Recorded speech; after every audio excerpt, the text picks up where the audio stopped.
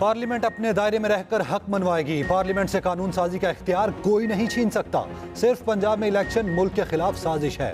पंजाब बड़ा भाई नहीं, चारों सूबों बराबर हैं। वजीर आजम शहबाज शरीफ की लंदन में मीडिया से गुफ्तगू, कहा मुल्क में इलेक्शन एक ही दिन होंगे। साकिब निसार ने झूठे इल्जामात पर नवाज शरीफ को नाअहल किया। साजिश के तहत 2018 में इमरान खान को मुल्क पर मुसल्लत किया गया। साकिब निसार मंसूबे के तहत दिन रात सू मूठो लेते थे। ऑडियो लीक्स ने तमाम किरदारों को बेनकाब कर दिया।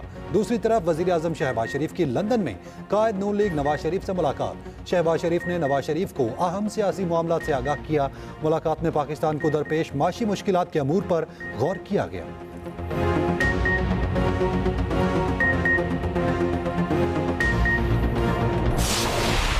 सारी कौम का फैसला है कि वो पाकिस्तान के आइन के साथ खड़े हैं। हम डिमांड करेंगे कि हमें इलेक्शन दिए जाएं और 14 मई तक अटक तक जलसे करूंगा। मैं पब्लिक में निकलूंगा, आवाम को तैयार करूंगा। एक भेड़ बकरियों वाली कौम चुप करके इनको पाकिस्तान का आइन तोड़ने देंगे। किसी गलत फहमी में ना रहें। 14 मई को इलेक्शन कराओ वरना सड़कों पर। चेयरमैन तहरीक इंसाफ इमरान खान ने हुकूमत को अल्टीमेटम दे दिया। कहा 14 मई को इलेक्शन न हुए तो आइंदा हफ्ते सड़कों पर होंगे। इलेक्शन तक चैन से नहीं बैठेंगे। अवाम पे निकलकर जजों के खिलाफ माफिया के प्रोपेगेंडे को बेनकाब करूंगा। जनरल बाजवा ने इस मुल्क को महंगाई और तबाही का तोहफा दिया। जनरल बाजवा ने जो मुल्क के साथ किया वो दुश्मन भी ना करे।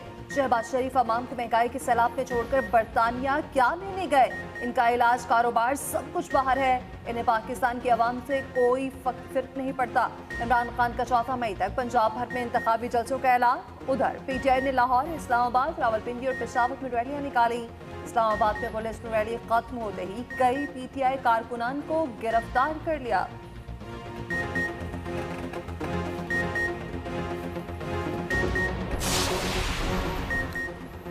वजीर इत्तलात मरियम औरंगजेब के इमरान खान पर ताक ताक कर निशाने। सहूलतकार जा चुके, सिलेक्ट होकर दोबारा आने की सहूलत खत्म हो गई। वो हुकूमत अब नहीं आएगी जिसने 4 साल महंगाई और बेरोजगारी की। विफाकी वजीर इत्तलात मरियम औरंगजेब के तनकीदी वार, कहा तुमने जो करना था कर लिया, अब सिर्फ आवाम के लिए बजट बनेगा, फराह गोगी और बुशरा बेगम के लिए नहीं। मुआशी इस्तेहकाम के लिए सियासी इस्तेहकाम जरूरी। चीन का पाकिस्तान को मशवरा। चीनी वज़ीर ख़ारजा की बिलावल भुट्टो ज़रदारी के साथ न्यूज़ कॉन्फ्रेंस। वज़ीर ख़ारजा झनगोंग कहते हैं कि पाकिस्तान में सियासी कुव्वतें मिल बैठ कर सियासी इस्तेहकाम लाएं ताकि पाकिस्तान में मुआशी और दाखिली सतह पर हमारे साथ आगे बढ़ सके। चीन पाकिस्तान की सालमियत, खुदमुख्तारी और अमूर पर हिमायत करता है। चीन पाकिस्तान के हर मामले पर मदद जारी रखेगा। पाकिस्तान और अफगानिस्तान मुज़ाकरा से मसाइल हल कर सकते हैं। चीन की दहशतगर्द ग्रुप्स के खिलाफ कार्रवाई के लिए भी अफगानिस्तान को मदद की पेशकश। पाकिस्तान का वन चाइना पॉलिसी समेत तमाम मामलात पर चीन की मुकम्मल हिमायत का ऐलान। दोनों मुल्कों के दरमियान वफूद की सतह पर भी मुज़ाकरात से पहले पाकिस्तान चीन के वज़ीर ख़ारजा के दौरान 1-on-1 मुलाकात भी हुई। चीनी वज़ीर ख़ारजा दौरा पाकिस्तान मुकम्मल करके वतन वापस रवाना हो गए। Pakistan and China have always supported each other on issues of core national interest in both bilateral engagements with other countries and in multilateral forums. We greatly appreciate China's steadfast support on all our issues of core national interests, including the principled position on the Jammu and Kashmir dispute. We agreed on the significance of this partnership for the mutual benefit of our two nations in the face of new developments. Our two countries have stood with each other for decades and would continue to stand with each other in the decades to come. पाक चीन दोस्ती तारीखी हकीकत है। CPEC Pakistan, चीन और आलमी सरमायाकारों के लिए विन विन मंसूबा है। पाकिस्तान और चीन बाहमी मफीद ताउन को जारी रखेंगे। वजीर ख़ारजा बिलावल भुट्टो ज़रदारी की चीनी हम मनसब के साथ मुश्तरका न्यूज़ कॉन्फ्रेंस। वजीर ख़ारजा बिलावल भुट्टो ने कहा पाकिस्तान आलमी ताकतों के मुकाबले और ब्लॉक की सियासत का मुखालिफ है। चीन ने हमारे कौमी मामलात बशमूल कश्मीर पर हमारी हिमायत की। पुरअमन अफगानिस्तान के बारे में दोनों मुल्क मुत्तफिक हैं। अफगानिस्तान से दहशतगर्दी हमारे लिए सुर्ख लकीर है।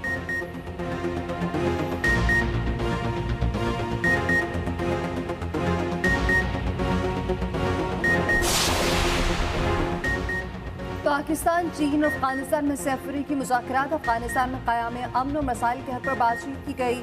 अफगानिस्तान के $9.5 बिलियन गैर मुंजमद करने पर जोर दिया गया। इजलास में कहा गया कि पाकिस्तान अफगानिस्तान के साथ दोस्ताना ताल्लुकात का ख्वाह है। अफगानिस्तान की तामीर नौ के लिए चीन और पाकिस्तान मुश्तरका मंसूबे शुरू कर सकते हैं।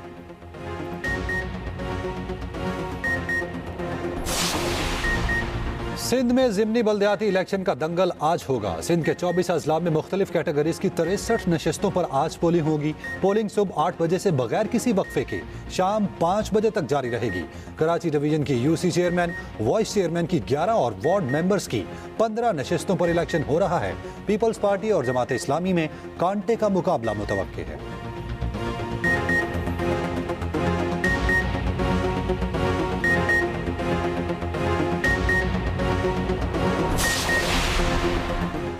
सिंध में ज़िमनी बल्दियाती इलेक्शन पर पीपल्स पार्टी और जमात इस्लामी आमने सामने। सूबाई वज़ीर सईद गनी कहते हैं कि पीपल्स पार्टी आज अक्सरती नशिस्तों पर कामयाबी हासिल करेगी।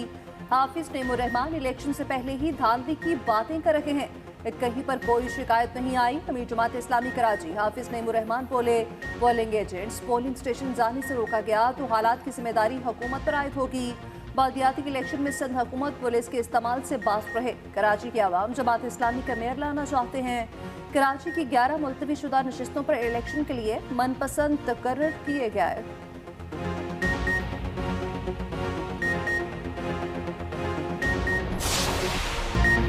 बादशाह चार्ल्स और मलिका कमीला की शानदार ताजपोशी। आर्च बिशप ने किंग चार्ल्स सोइम को सेंट एडवर्ड क्राउन पहनाया। किंग चार्ल्स तमाम तर शाही शान शौकत के साथ तख्त नशीन हो गए। मलिका कमीला पार्कर को क्वीन मैरी ताज पहनाया गया। वेस्टमिंस्टर एबे में पुरवकार तकरीब ने 4 चांद लगा दिए। तमाम तर शाही रसूमात मुकम्मल हो गईं। शाह चार्ल्स सोइम मलिका कमीला के साथ खानदानी शाही बग्गी पर बकिंगम पैलेस से वेस्टमिंस्टर एबे पहुंचे। रास्ते में रॉयल गार्ड्स की जानिब से बादशाह को सलामी दी गई। ताजपोशी के बाद शाह चार्ल्स शाही प्रोटोकॉल में वापस बकिंगम पैलेस गए। शाही खानदान ने महल की बालकनी से फ्लाई पास्ट का मुजाहिरा देखा। बरतानिया की फजाएं तोपों की गूंज और शाही शादियानों से गूंजती रहीं। आवाम का समंदर तारीखी मंजर देखने के लिए लंदन की सड़कों पर मौजूद था।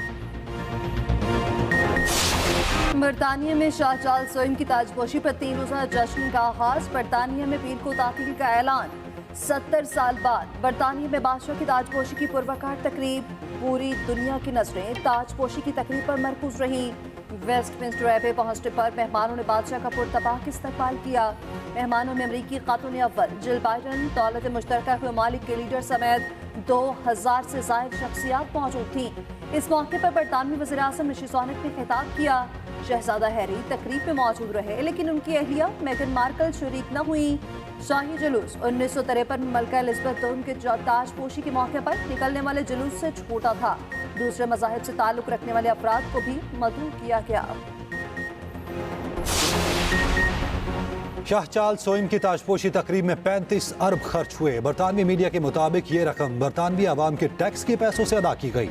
ताजपोशी से पहले बादशाहत के मुखालिफ शहरियों का एहतजाज। पुलिस ने दर्जनों मुजाहिरीन को गिरफ्तार किया। इस मौके पर सिक्योरिटी के सख्त इंतजाम थे।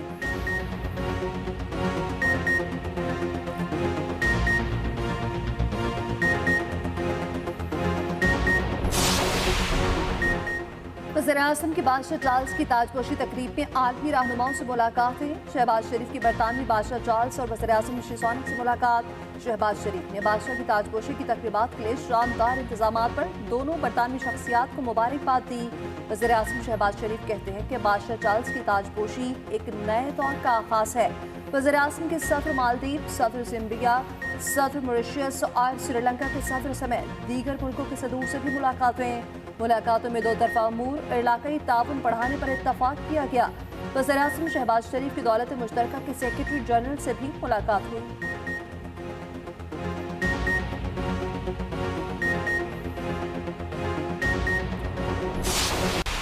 क्या फायदा हुआ आपको हिंदुस्तान में जाके, जिस तरह का उसने जुबान इस्तेमाल की है। हिंदुस्तान के फॉरेन मिनिस्टर को भी कहना चाहता हूं कि क्या आप में कोई तहजीब नहीं, क्या आप में कोई एटिकेट नहीं कि हमारे आपके मुल्क में एक मेहमान आता है, या तो उसको बुलाए ना, लेकिन बुला के इस तरह जलील करना, ये हिंदुस्तान पे रिफ्लेक्ट कर रहा है। ये आपका जो तकब्बुर है, ये याद रखे कि अल्लाह का कानून है कि जो ताकतवर है वो हमेशा ताकतवर नहीं रहता।